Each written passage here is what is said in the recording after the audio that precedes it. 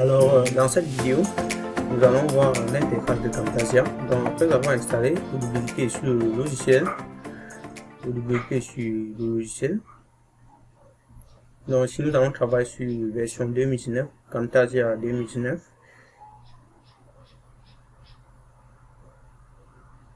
Ok.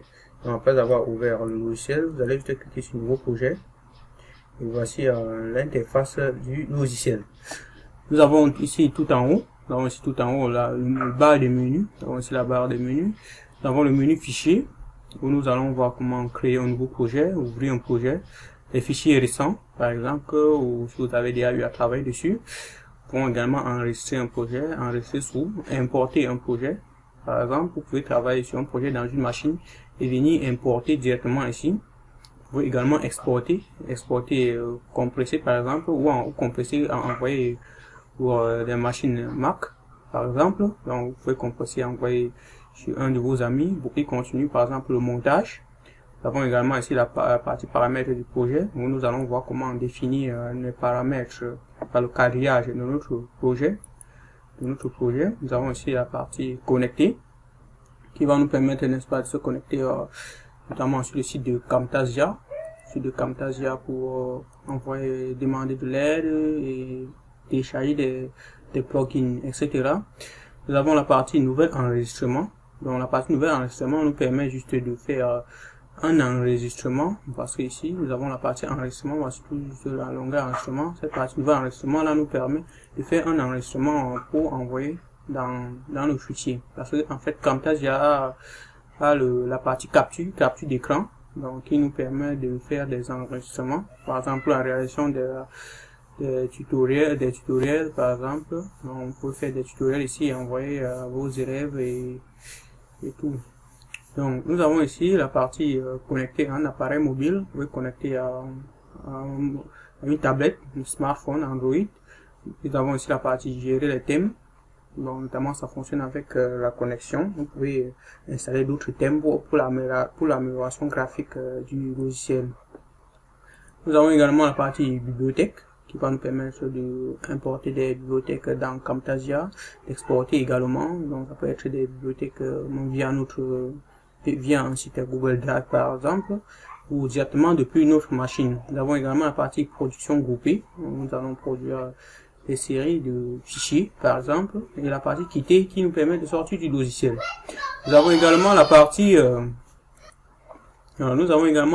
menu édition. Nous avons le menu édition ici, notamment pour annuler les opérations, rétablir les opérations. Nous avons également couper, faire des copier-coller, supprimer également, supprimer les ondulations. Donc nous allons voir tous ces éléments au fur et à mesure. Nous avons la partie, par exemple, grouper, dissocier. Nous pouvons grouper des éléments, dissocier des éléments. Ça peut être un groupe de vidéos. Nous pouvons grouper ce groupe de vidéos. Disposer également. Ok.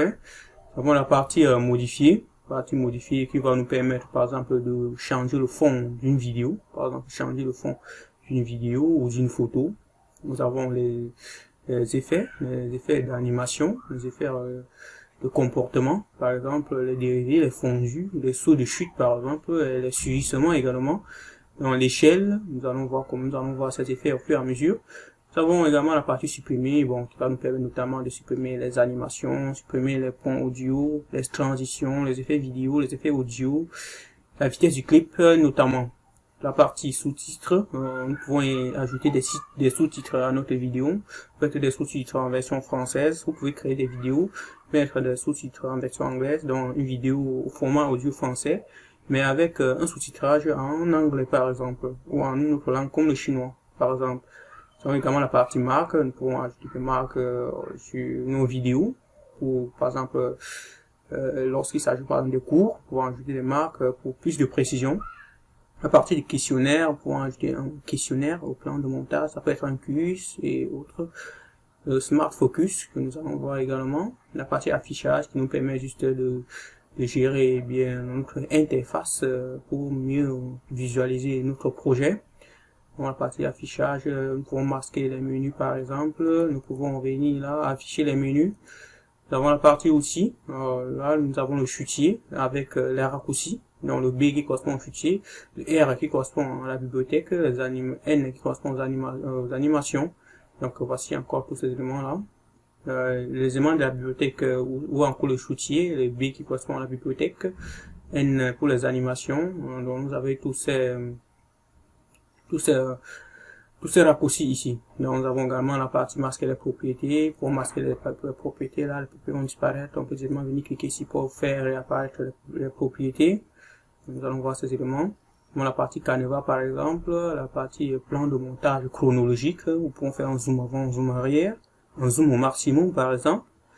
L'alignement des canevas, l'alignement des têtes de lecture par exemple, nous allons utiliser tous ces éléments qui sont vraiment importants pour un bon montage. Nous avons également le menu partage. Alors ce menu, ça nous permet d'exporter notre fichier. Nous pouvons exporter un fichier vers aussi local par exemple dans notre machine. Bon là, il n'y a pas encore de médias dans la bibliothèque, dans le fichier, dans la timeline. Donc ça que ici, on dit il n'y a pas encore de médias. Donc ça peut être comment on exporte directement vers notre ordinateur. Nous pouvons faire également du streamcast. Nous pouvons faire également du TextMeet vidéo review par exemple, envoyer directement sur Vimeo, sur YouTube, sur Drive, une production personnalisée par exemple. Donc nous allons voir ceci, nous allons voir tous ces paramètres. Alors je tiens d'abord ici à préciser que comparé, n'est-ce pas, aux autres logiciels, en comparaison aux autres logiciels de montage vidéo comme Final Cut Pro, Adobe Premiere Pro, Corel Studio Pro, à la différence, Camtasia offre un format un peu plus moins pesant que ces logiciels de montage. Donc vous pouvez faire vos vidéos ici, ça sort avec un format bien clair, avec une taille pas très élevée comparé aux autres logiciels comme Adobe Premiere où les montages sont vraiment très pesants, 500 mégas, 600 mégas. Alors que ici, avec une vidéo même de 5 minutes, vous pouvez avoir des 60 mégas avec un très bon format.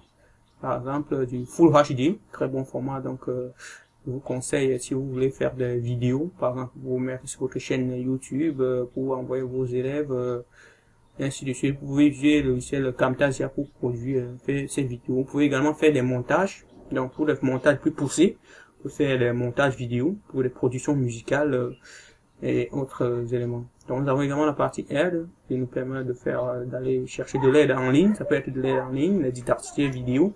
Bon, ça fonctionne un peu plus avec la connexion internet, donc ça vous envoie vers le site de soit Camtasia ou un forum où vous allez, n'est-ce pas, produire des questions, demander des questions, on va vous répondre. Donc vous avez la partie enregistrer, la partie rechercher des touches et autres éléments. Également à propos de Camtasia et autres, les mises à jour également, si nécessaire. Donc là c'était la partie, le menu fichier.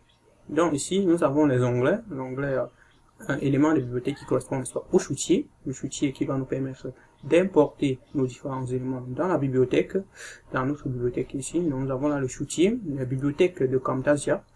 Donc nous avons ici une bibliothèque par défaut. Dans cette bibliothèque par défaut, nous allons peut-être enregistrer des éléments dans notre propre bibliothèque. Nous avons une bibliothèque par défaut de Camtasia ici, dont les arrêts-plans animés.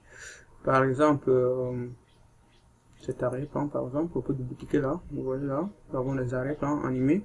Et on pouvait prendre des arrêts-plans comme ceci et mettre sous le fond de vos vidéos, par exemple. Donc, nous avons plusieurs arrêts-plans là. Bon, avec le temps, vous allez voir comment ça se passe. Donc, nous avons plusieurs arrêts-plans là. Nous avons les arrêts-plans, les bandes de titres.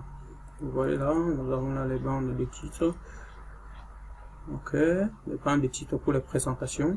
Donc, pour les intros, ça fonctionne un peu plus pour les intros des vidéos. Vous pouvez utiliser pour les intros des vidéos. Donc, nous avons les bandes de titres, les icônes. Dans l'icône assurance par exemple. On bloque là. Nous avons les icônes, les fichiers images notamment. Nous avons les intros. Bon, voici d'autres catégories d'intros par exemple. Ça peut être ceci par exemple. Donc là, vous pouvez mettre votre logo là et du texte. Il y a plusieurs styles d'intro ici. Donc, notamment, vous pouvez aller sur le site de Camtasia, télécharger d'autres intros, par exemple, ou vous pouvez même importer des intros via d'autres sites ou d'autres machines, par exemple. Vous avez également là le fichier audio, vous pouvez mettre sur le fond de vos vidéos. Donc là, c'est la partie bibliothèque. Nous avons la partie annotation. Alors, nous avons ici des textes, des textes. Bon, les textes là, nous pouvons mettre sur nos vidéos pour plus expliciter, par exemple, certaines zones de nos vidéos. Donc là, c'est la partie annotation. Donc nous avons plusieurs types d'annotation. Nous avons plusieurs styles d'annotation. Donc c'est plus bien pour les vidéos tutoriels. Lorsque vous expliquez comment se passe quelque chose, vous pouvez utiliser ces annotations pour plus de précision. Donc nous avons ici la partie transition qu'on fait en fondu, par exemple. On fait en fondu dans les vidéos. Donc nous allons prendre là et glisser dans notre vidéo, par exemple, pour réaliser un fondu. Nous allons voir ces éléments au fur et à mesure. La partie comportement, donc chaque texte, on par exemple glisser ici. Donc lorsque vous placez un texte, là vous pouvez glisser un comportement pour animer ce texte là. Donc le texte va directement suivre ce comportement là. Donc nous allons voir ces éléments au fur et à mesure. Les annotations, les animations, tant que moi vous pouvez animer des textes, faire un zoom avant sur un texte au fur et à mesure que la vidéo avance. Ça peut être un logo, ça peut être un texte même. Au fur et à mesure que la vidéo avance, le texte augmente de l'échelle, par exemple l'effet du curseur de votre souris, commentaires vocaux, par exemple vous pouvez ajouter des commentaires vocaux sur vos vidéos. Les effets audio, vous pouvez n'est-ce pas supprimer le bruit pour l'amélioration de la qualité de vos vidéos. La compression audio également, le fondu de sortie, fondu d'entrée également, la vitesse du clip notamment. Les effets vidéo, la suppression des couleurs qui va nous permettre de supprimer l'arrière-plan d'une vidéo par exemple, les ombres de portée, les bordures et autres éléments. Partie plus, où nous avons l'interactivité, les sous-titres également. Donc là se présente la partie des visionnages des vidéos. On a des vidéos, lorsque nous glissons une vidéo dans la timeline, on va cliquer sur la vidéo et ça s'affiche ici. Donc lorsqu'on évolue sur la timeline, ça c'est la timeline, lorsqu'on évolue sur la timeline, nous pouvons visualiser notre projet dans cette zone. Donc nous avons ici la partie avancée, reculée, je suis je viens par exemple ici sur la bibliothèque, je viens par exemple prendre une bande de titres, non, arrière-plan animé par exemple, je prends cet arrière-plan animé, je glisse sur ma timeline, vous voyez directement ça apparaît ici, je peux mettre un play là, faire que ça avance dans ma timeline, la vidéo avance également. Ok, je peux également rentrer au début, avancer jusqu'à la fin, rentrer légèrement, au fur et à mesure, ou directement jouer sur le curseur de la souris ici. Donc nous avons ici le temps de la vidéo, le temps au fur et à mesure ça évolue, et la durée complète de la vidéo, le nombre d'images par seconde. Donc c'est très important lorsque vous travaillez sur des vidéos, il faut généralement avoir un nombre d'images allant au moins supérieur à 25. Si c'est trop petit, l'image sera un peu comme du ralenti, ça serait pas bon. Donc, nous avons ici ces petits onglets de recadrage qui va nous permettre de modifier pour adapter notre format de vidéo sur notre écran. Les zooms vont également affecter des zooms, ainsi de suite. Donc, nous avons ici la partie propriété que nous pouvons masquer si nécessaire. Donc chaque élément, que ce soit une image, que ce soit du texte, de la vidéo, chaque élément a un espace et propriétés. Donc, au nous allons travailler, nous allons accéder aux propriétés des éléments. Ici tout en bas, je présente la partie la timeline où nous avons le curseur. Nous faisons varier le curseur sur les parties de la vidéo, Nous pouvons visualiser ces éléments-là ici. Donc, nous avons aussi la partie retour, avancée, la partie couper, la copie coller, diviser par exemple. Ici, nous avons la partie échelle. Qui nous permet d'agrandir notre timeline ou de réduire. Nous avons ici la partie piste où nous pouvons ajouter, insérer des pistes, supprimer des pistes, supprimer toutes les pistes vides, renommer, désactiver les pistes, verrouiller les pistes, verrouiller les icônes. Voilà, il y a plusieurs éléments ici. Nous allons voir ces éléments au fur et à mesure. Nous pouvons verrouiller, activer, ainsi de suite. Nous avons plusieurs pistes là. Donc, au fur et à mesure, nous allons ajouter des pistes ici pour mieux présenter nos éléments. Donc voici en gros présenté l'interface de Camtasia. Donc nous avons ici également la partie partager qui est encore cette zone. Encore cette zone. On j'ai immédiatement ici partager, choisi un format pour partager notre projet. Mais voici en gros présenté l'interface de Camtasia. Donc nous allons voir progressivement comment se passe la visualisation des projets, comment se passe le montage des vidéos dans Camtasia et tout le reste. Donc on se retrouve pour une prochaine vidéo pour plus de détails.